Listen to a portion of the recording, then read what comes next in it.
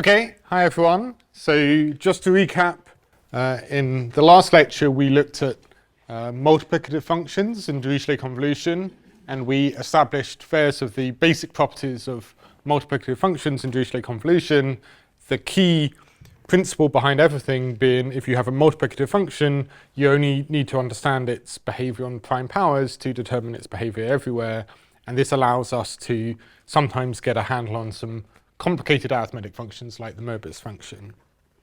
So today we're going to look at a rather different topic. We're going to look at Dirichlet series.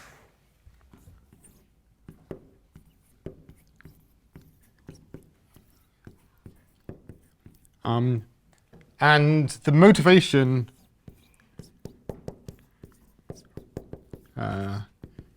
for today's lecture is going to come from generating functions.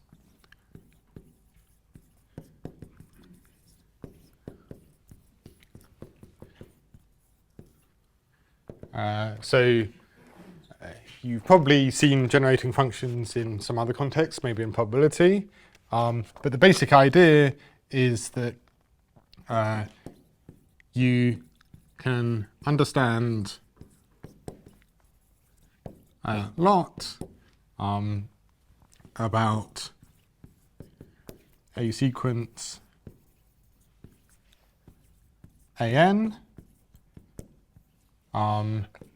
if you can understand the generating function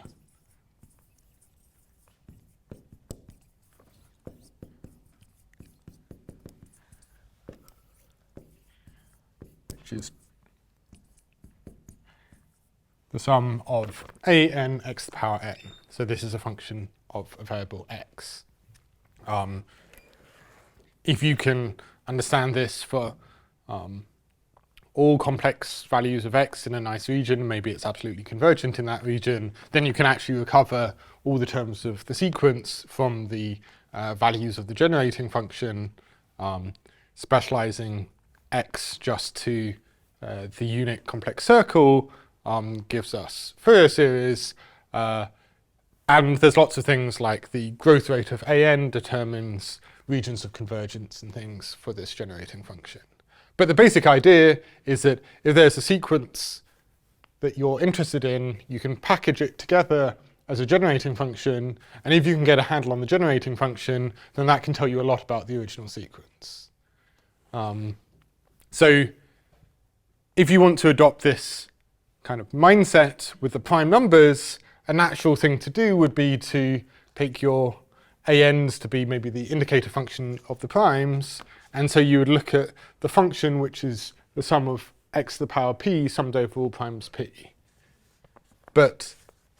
And if you could understand this function, the sum of x to the power p, then you'd be able to deduce lots of information about the distribution of primes. So in particular, if you could understand its divergence properties, when x is close to 1, this would be a potential way of trying to prove the prime number theorem. Now, unfortunately, this whole potential line of attack fails because we have no real ways of getting a handle on the sum of x to the power p.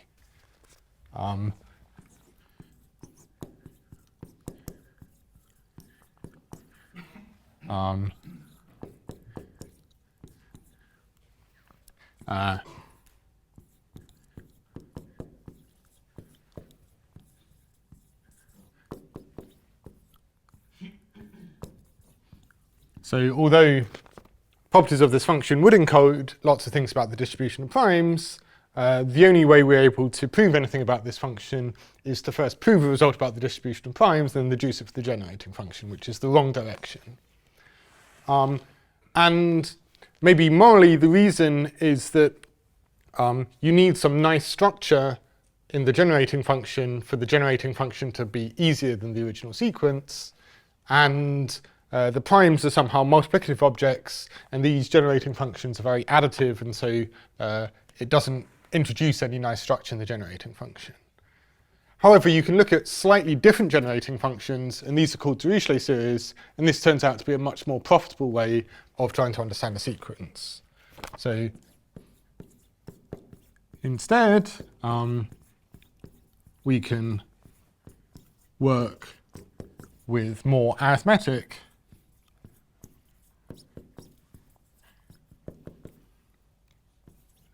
generating functions.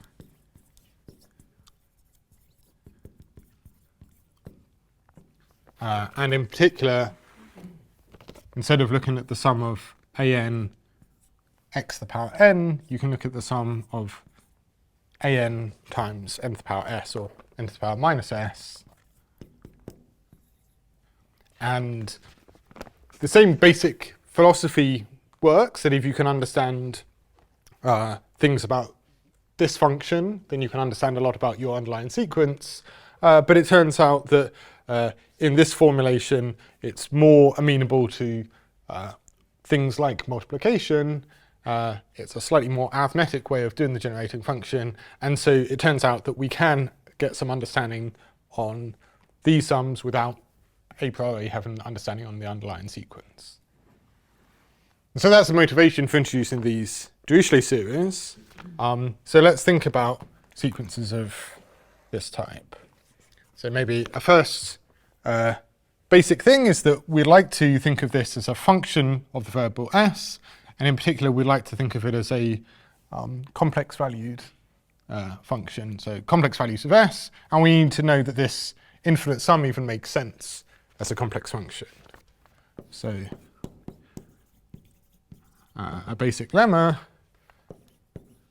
let f go from the positive integers to the complex numbers, satisfy the size of f of n is bounded above by n to the power little o1. So that just means that when n is large enough, f of n is less than n to the power 1 over 100, and if n is a bit larger still, then f of n is always less than n to the power 1 over a million, and so on. Then the Dirichlet series, I'll call it capital F of s, which is the sum n equals 1 to infinity, f of n over n to the s, converges absolutely to an analytic function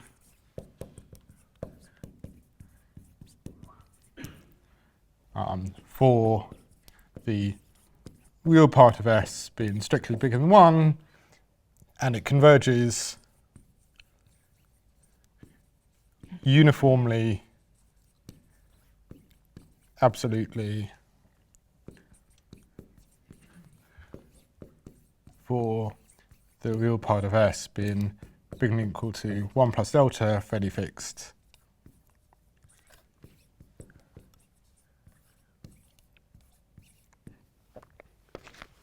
And so this is basically saying that we can view this as a complex an analytic function of the variable s, and this makes sense whenever the real part of s is bigger than 1.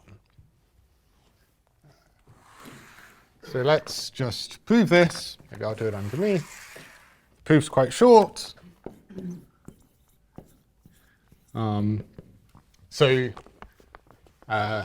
If we recall what all this converging absolutely means, it just means that we want the partial sums to converge to f of s with a error term where we put in absolute values always being small. So in particular, we want to show that the sum of f of n over n to the s with absolute values on the inside for n between n1 and n2, we want to show that this tends to 0 as n1 and n2 tend to infinity. Okay, so we just need to bound this sum, and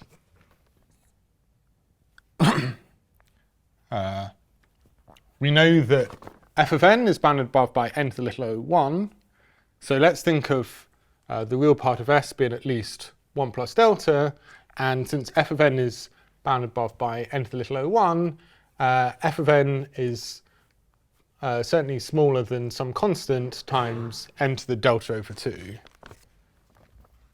So this is bounded above by some constant times n to the delta over 2. That's our bound for f of n. And if the real part of s, so the absolute value of 1 over n to the s is 1 over n to the real part of s. If the real part of s is at least 1 plus delta, this is bounded by 1 over n to the 1 plus delta. So this is, since f of n is bounded above by n to the delta over 2, and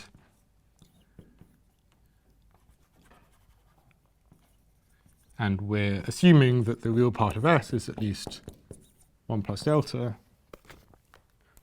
And this is now a sum that we can work out. We could maybe do an integral comparison to say that this is bounded above by the integral between n1 minus 1 and n2 of dt, maybe it's going to be a constant, dt over t to the 1 plus delta over 2, just because n to the delta over 2 divided by n to the 1 plus delta is 1 over n to the 1 plus delta over 2, and that's bounded above by the integral between n minus 1 and n of 1 over t to the 1 plus delta over 2.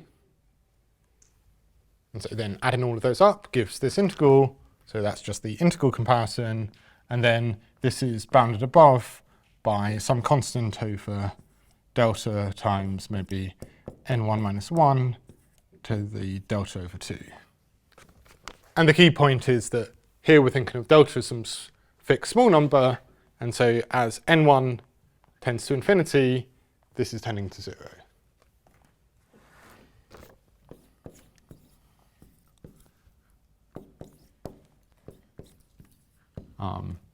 And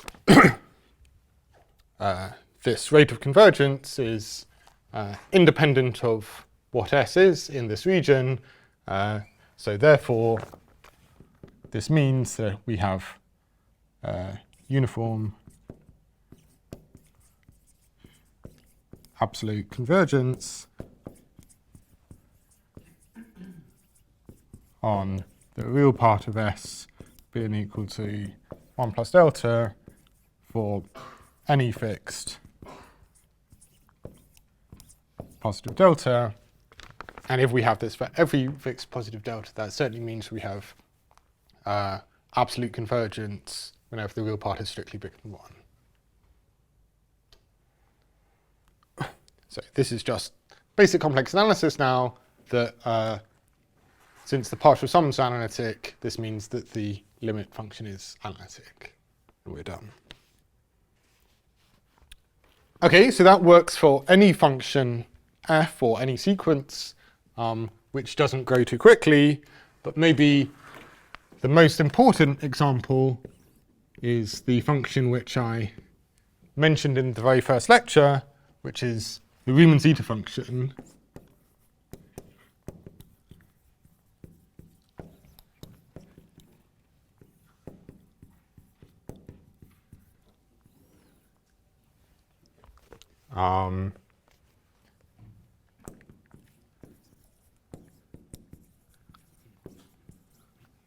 So this is written as zeta of s, and it's just what we get when we take the function f to be identically equal to 1.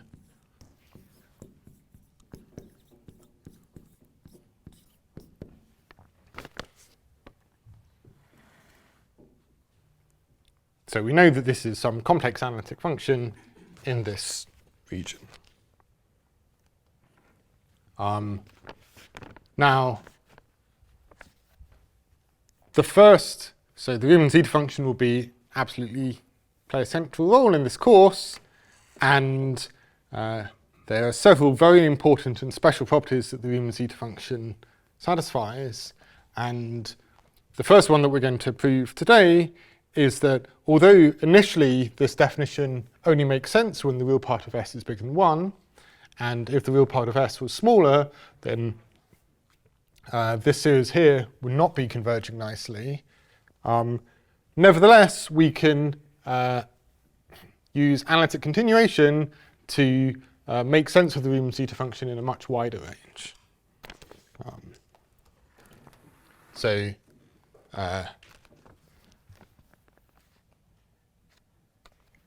maybe this is the first key lemma. We're going to prove analytic continuation of Zeta of S. And so this says maybe for the real part of S being bigger than -2, we have another formula for Zeta of S. Zeta of S is 1 over S minus 1 plus a half plus S over 12 minus S times S plus 1 times S plus 2 times the integral from 1 to infinity of the fractional part of t minus 3 times the fractional part of t squared plus 2 times the fractional part of t cubed all over 12 t to the power s plus 3 dt.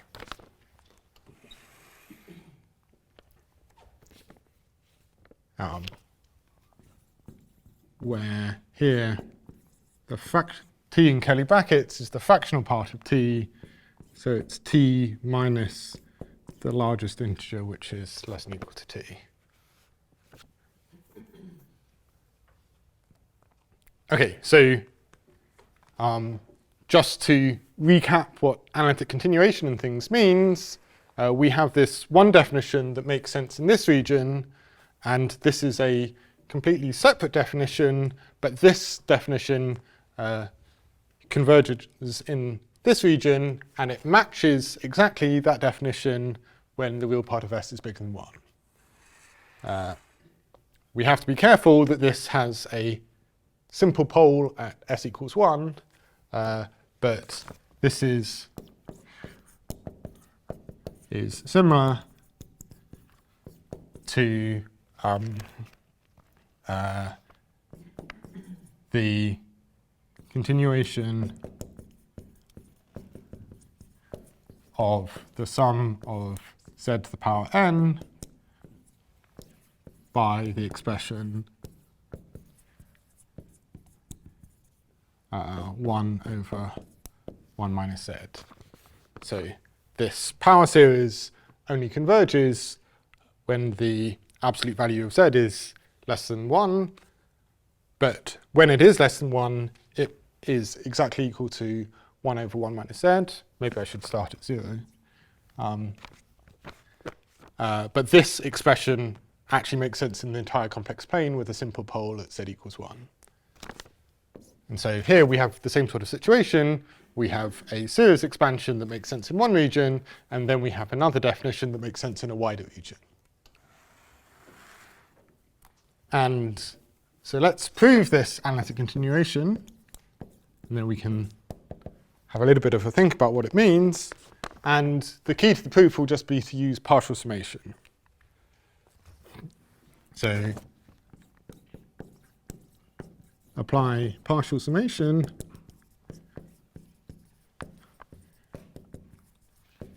with an being equal to 1 and f of n being, or maybe f of t, being t to the minus s. So here, a of t, which is the sum of a of n for n up to t, will just be the largest integer less than equal to t.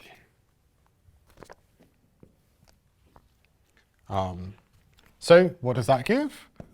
We have the sum from n equals 1 to infinity of 1 over n to the s. Well, we would get one term which is, well, we can use our lemma that we had when we were proving partial summation, which would have minus s times the integral from 1 to infinity of a of t, which is the floor function of t, times, there'll be the derivative of s, which is minus s times t to the s minus 1, t to the s plus 1, dt. And so we'll get this from our partial summation lemma. There's no one term or infinite term because a of 1 is equal to 0 and a of t, f of t tends to 0 when the real part of s is bigger than 1. So we're temporarily imagining that the real part of s is bigger than 1 so that this left-hand side makes sense.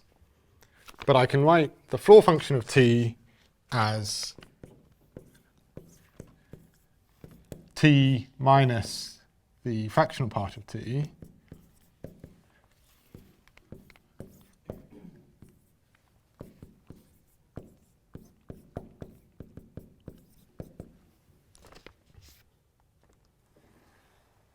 and we can now do this integral. This is just the integral of 1 over t to the s, and this gives us an s over s minus 1 minus the integral from s times the integral from 1 to infinity of the fractional part of t dt over t to the s plus 1. And the key observation here is that this s over s minus 1 is a analytic function in the entire complex plane, apart from it has a simple polar at s equals 1. This integral here, using essentially the same argument here, converges absolutely whenever this integral converges. The numerator in the integral is always bounded by 1, and the denominator is bounded by t to the power 1 plus the real part of s, and so this integral converges when the real part of s is bigger than 0, which means that this actually converges to an analytic function whenever the real part of s is bigger than 0, and so this whole expression here not only makes sense when the real part of s is bigger than 1, but this also makes sense when the real part of s is bigger than 0.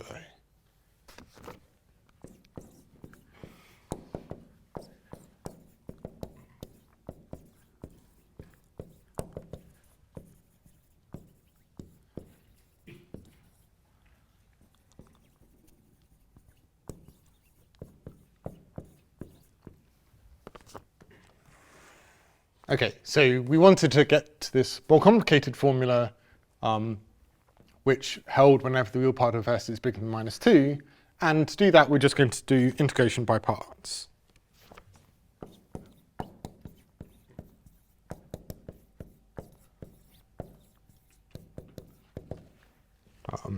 So you see that the integral from 1 to infinity of the fractional part of t over t to the s plus 1 dt,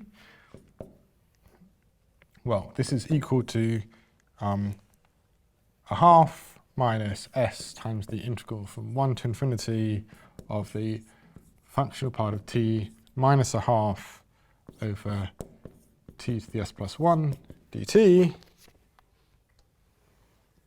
And then I can use integration by parts to say this is minus a half minus s times s plus 1 times the integral between 1 and infinity of, well, I'm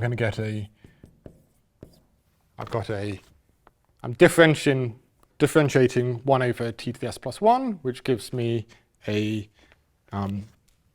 minus s plus 1 over t to the s plus 1, and then I want to integrate the fractional part of t minus a half, so that will give me a g of t dt, where g of t is equal to the integral between 1 and t of maybe the fractional part of u minus a half du. But you may have wondered why I've taken off this 1/2. Well, the point is that if I look at the this fractional part of u minus 1/2, and I draw the graph, it starts at minus 1/2, and it then has a sawtooth shape centered about 0, and the integral over any interval of length 1 is equal to 0. So we see that g of t is equal to g of t plus 1 for t, since the integral of the fractional part of u minus 1/2 over any interval of length 1 is 0. So the minus 1/2 is taken off this main term contribution to have this property. And so in particular, g of t is equal to g of the fractional part of t. I guess I can change the definition to the integral between 0 and t because that doesn't change anything. And then this would be equal to the integral from 0 to the fractional part of t of u minus 1/2 du, since the fractional part of u is just going to be equal to u whenever u's between 0 and 1. And then this will be equal to the fractional part of t squared minus the fractional part of t all over 2.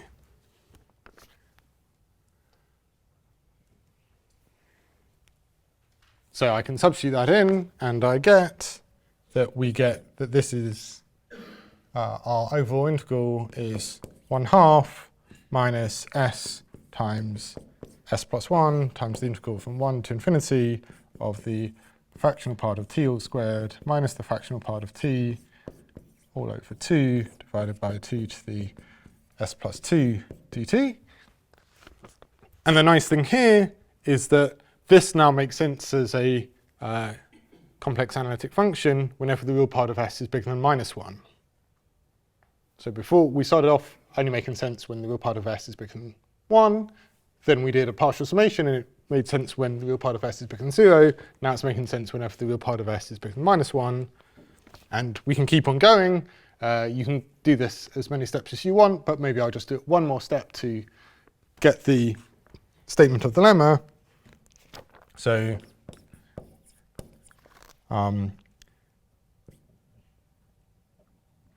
apply integration by parts again.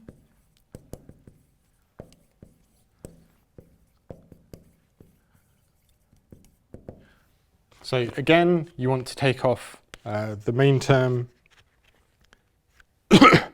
here, and I think that's 1/6, and you get that this is equal to 1/2 plus s over 12 minus s times s plus 1 times s plus 2, the integral from 1 to infinity of the fractional part of t minus 3 times the fractional part of t squared plus 2 times the fractional part of t cubed all over 12 t to the s plus 3 dt.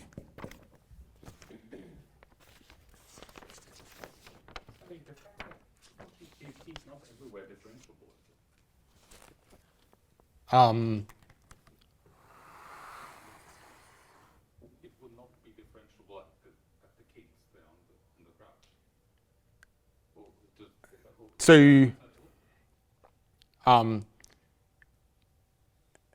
yeah, that doesn't matter at all. Because it's a null set, this really doesn't affect anything at all.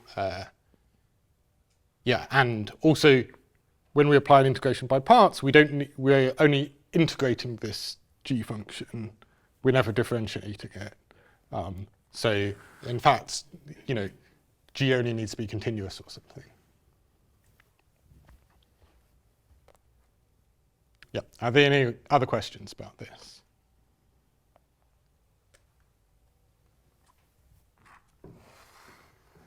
Okay, so later on in the course, we'll prove analytic continuation in a rather different way.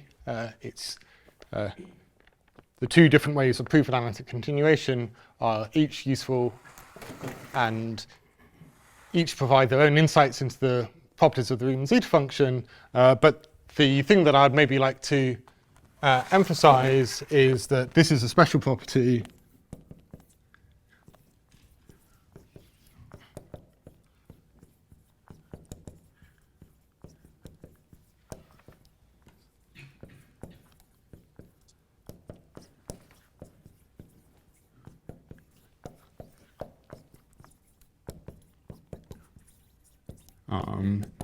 so if I took a generic function f or sequence an instead of just the function 1, then I wouldn't have analytic continuation in this way to the entire complex plane. So this is something, this is exploiting the fact that the integers are rigid and somewhat algebraic under addition is what's going on under here, and this is a special property that's special to the Riemann Zeta function. So other Dirichlet series do have analytic continuation, but when you have an analytic continuation, that means that you're exploiting some sort of special properties of the sequence. And certainly analytic continuation to the entire complex plane is exploiting a certain rigidity of the integers under addition. So although the fact that the Riemann Zeta function initially made sense whenever the real part is bigger than 1 holds for a completely arbitrary Dirichlet series that where the coefficients don't grow too quickly, we're now using something sort of more important about the integers in this context. Okay.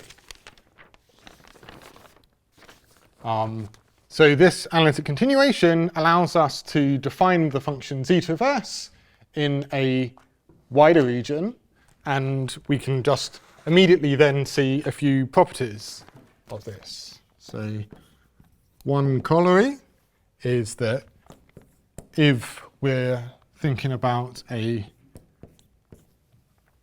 Riemann Zeta function evaluated at a real point, if the real point is between 0 and 1, then zeta of x will be negative, whereas if x is bigger than 1, then zeta of x will be positive. And the proof of this is essentially immediate, that zeta of s is equal to s over s minus 1 minus s times the integral from 1 to infinity of the fractional part of t over t to the s plus 1 dt from the previous proof. And here, then, both terms are negative if s is a real number between 0 and 1.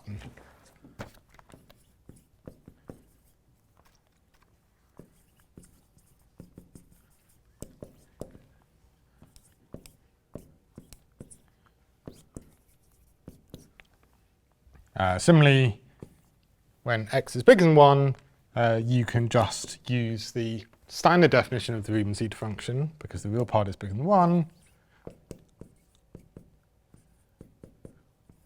And this is just the sum of positive terms, and so it's always going to give you some value which is bigger than 1.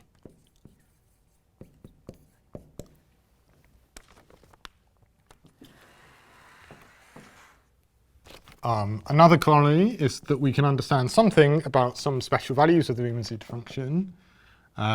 So in particular, the value of the zeta function at -1 is equal to -1/12. So you may have heard about the story of Riemann writing to Hardy, and amongst Riemann various letters that he sent, he wrote the somewhat fantastical formula that 1 plus 2 plus 3 plus 4 and so on is equal to minus 1/12. And obviously, using standard mathematics, this doesn't make sense. This is a obviously divergent series. But what Riemann was trying to say was precisely the fact that the Riemann Zeta function evaluated at -1 is equal to minus 1/12. So the minus 1/12 is here, and the 1 plus 2 plus 3 plus 4 would be what you would get if you substitute -1 into the standard definition that only makes sense when the real part of S is bigger than 1. You'd have the sum over 1 over n to the power -1, which is just the sum of n. So this is Riemannian's divergent sum.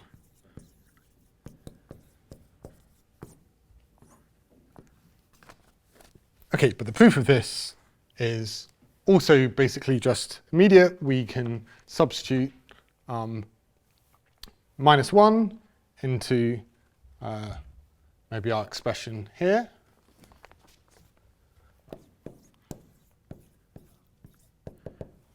So we can substitute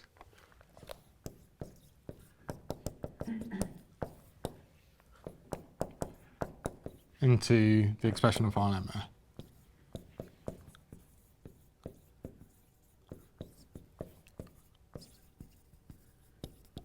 So when we substitute S is equal to -1, it's certainly bigger than -2, so we can use this formula. The -1 will kill off this factor here, so this whole integral term disappears, and we'll just get -1/2 plus 1/2 plus -1/12. So zeta of -1 is equal to -1/2 plus 1/2 plus -1/12 plus 0, which is equal to -1/12.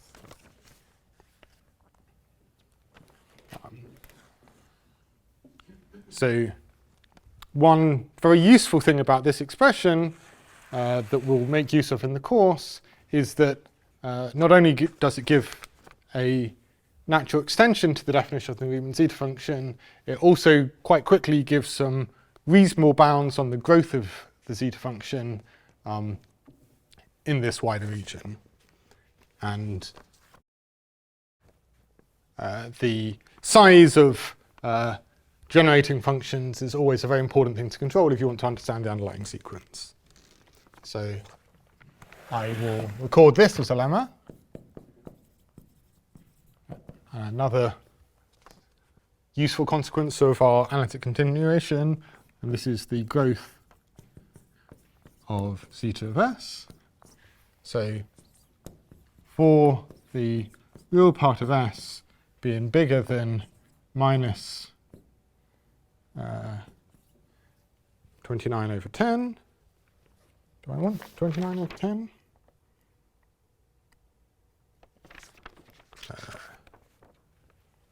That looks like a typo. Let me just, I think I've got a typo in my notes, apologies.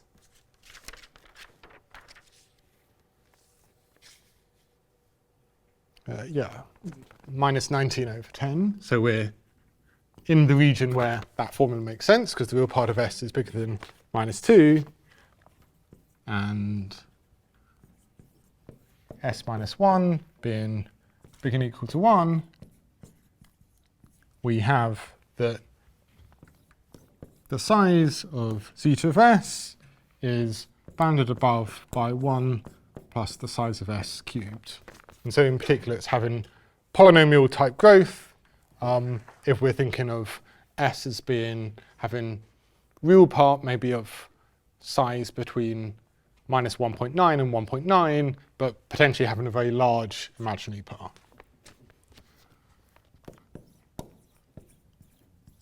And the proof of this is, again, pretty immediate from this lemma. We just want to bound the size of zeta of S. So we can bound the size of each term. So we have 1 over S plus 1, but if 1 over S minus 1, but if S minus 1 is bigger than 1, that's bounded above by big O of 1. 1/2 is bounded above by big O of 1. The size of S over 12 is bounded by the size of S, and the integral is absolutely convergent, and so is bounded by big O of 1, and so we just have this product S times S plus 1 times S plus 2, which is bounded above by 1 plus S cubed. And this, in turn, is bounded above by 1 plus S cubed.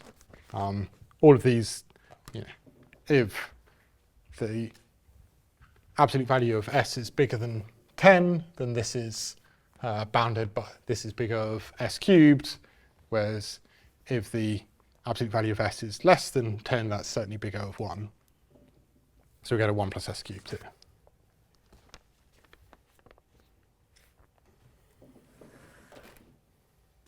Is it easy to show that the integral on the right is holomorphic in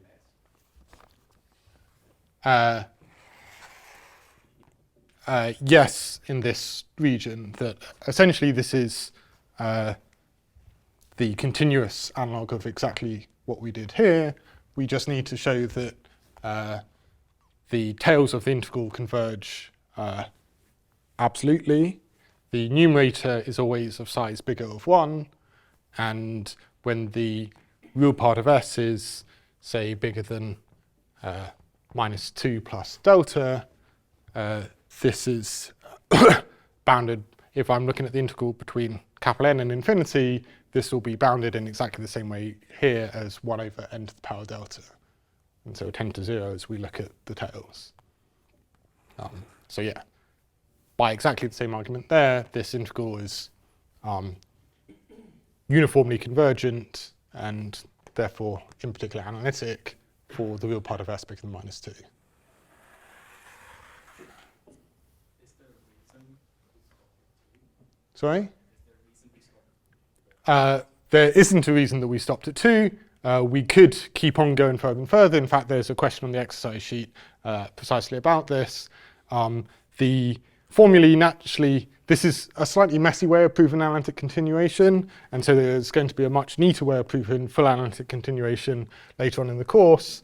However, I wanted to go this far, both so that we got suitable growth estimates that will be useful later on in the course, and it's easier to prove these growth estimates using this estimate, but we only need them in a restricted region going up to minus 2. And also I wanted to show this, the managing divergent series estimate, which requires us to go slightly beyond minus 1. So it's mainly with further applications in mind that I went as far as minus 2, but we could go further and we could keep on doing this and we get more and more messy formulae, but they would look precisely of this shape, given some series expansion in terms of S, with a bigger and bigger product here, and some polynomial in the fractional part of t in the numerator, and then the denominator of this integral will be something like t to the power s plus k.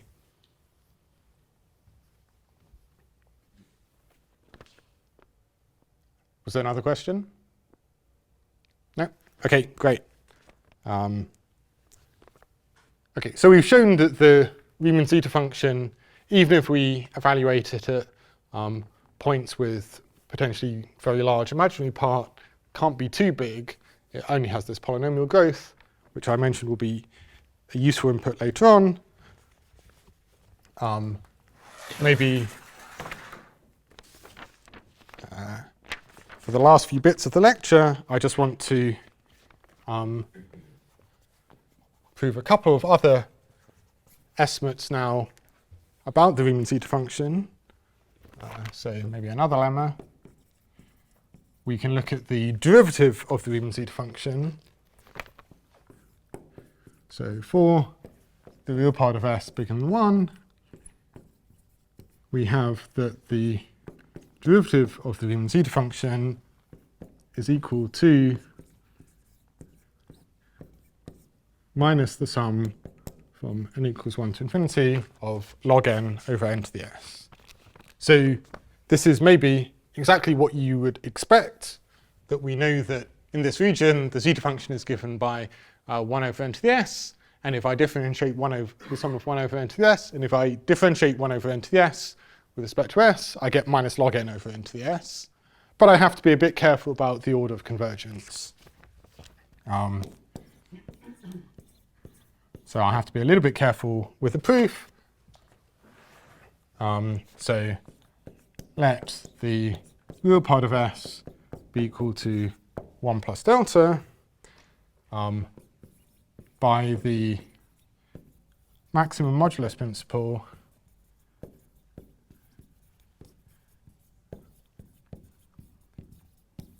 we have that the largest value for z of size at most 1 over delta over 2 of 1 over z times 1 over n to the power s plus z minus 1 over n to the power of s is equal to this supremum occurs on the boundary of the disk. This is just because 1 over z times 1 over n to the power s plus z and 1 over z times 1 over n to the power s are both analytic functions of z.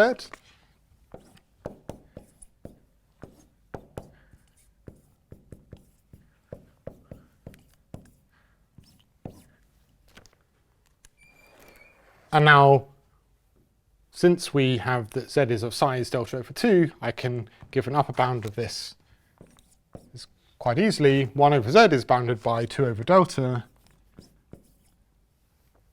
and 1 over n to the power s plus z is bounded by 1 over n to the power 1 plus delta over 2, since the real part of s is 1 plus delta.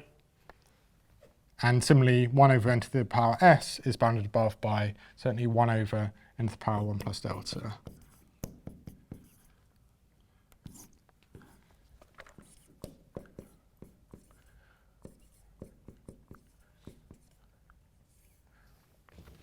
And the key point here is that since the exponent on n is bigger than 1, this is now absolutely summable. And so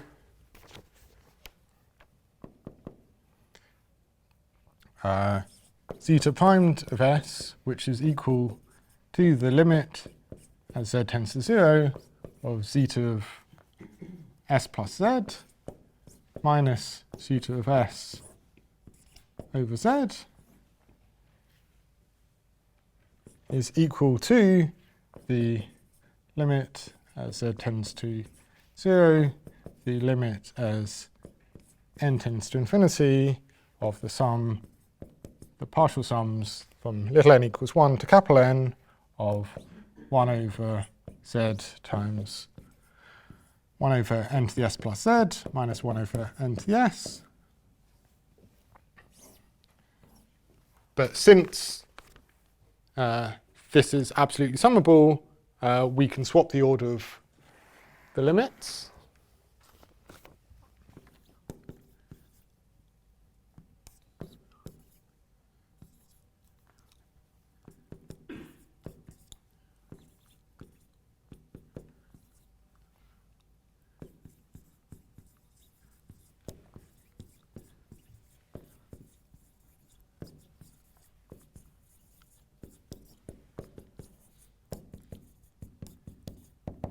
And therefore we get that this is the limit as n tends to infinity, the limit as z tends to 0 of some n equals 1 to n of 1 over z, 1 over n to the s plus z minus 1 over n to the s.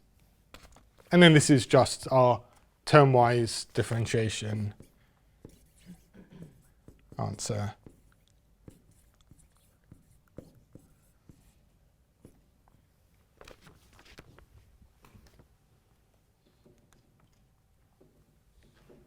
So we needed to be careful that we could justify this swap in the order of limits, and all that meant was that we had to make sure that when we were looking at the tails with very large values of n, they had a bounded contribution that was bounded just in terms of capital N, and that follows from this estimate here.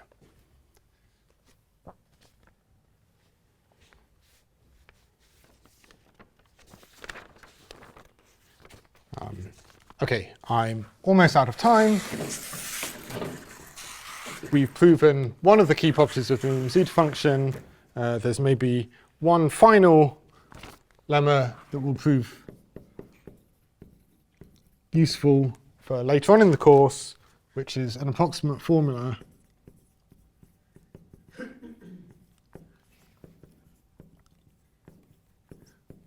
for zeta of s. And this says that zeta of s is equal to the sum from n equals 1 to n of 1 over n to the s plus n to the power 1 minus s over s minus 1 plus big O of s n to the minus real part of s, maybe for the real part of s, maybe I'll start off with big N1.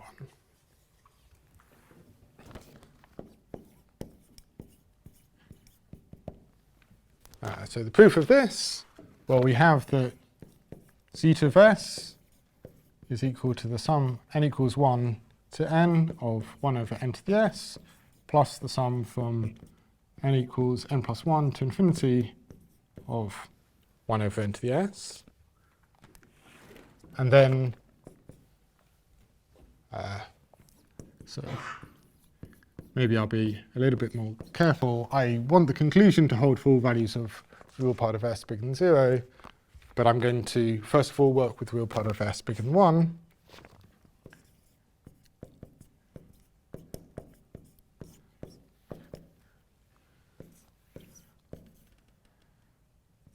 So I can do exactly the same partial summation argument as I did to prove analytic continuation, but rather than starting at 1, I can start at capital N plus 1 for any choice of capital N. And what I get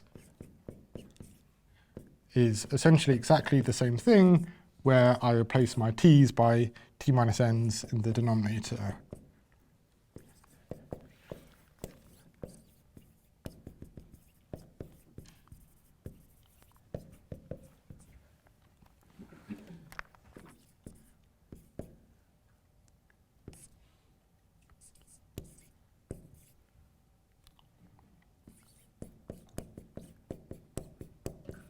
So by partial summation again, I get that the sums of 1 over n to the s is equal to capital A of t times the derivative of f of t. The derivative of f of t is minus s times t to the minus s minus 1.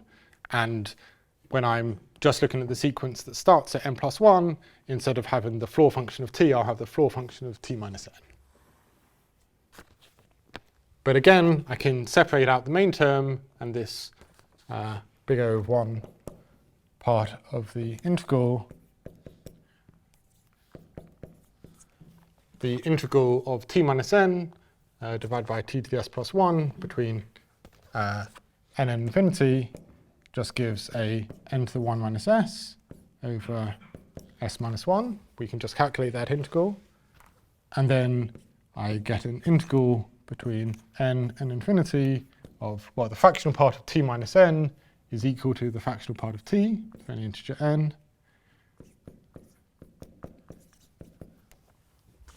And then this integral now certainly makes sense whenever the real part of s is bigger than 0.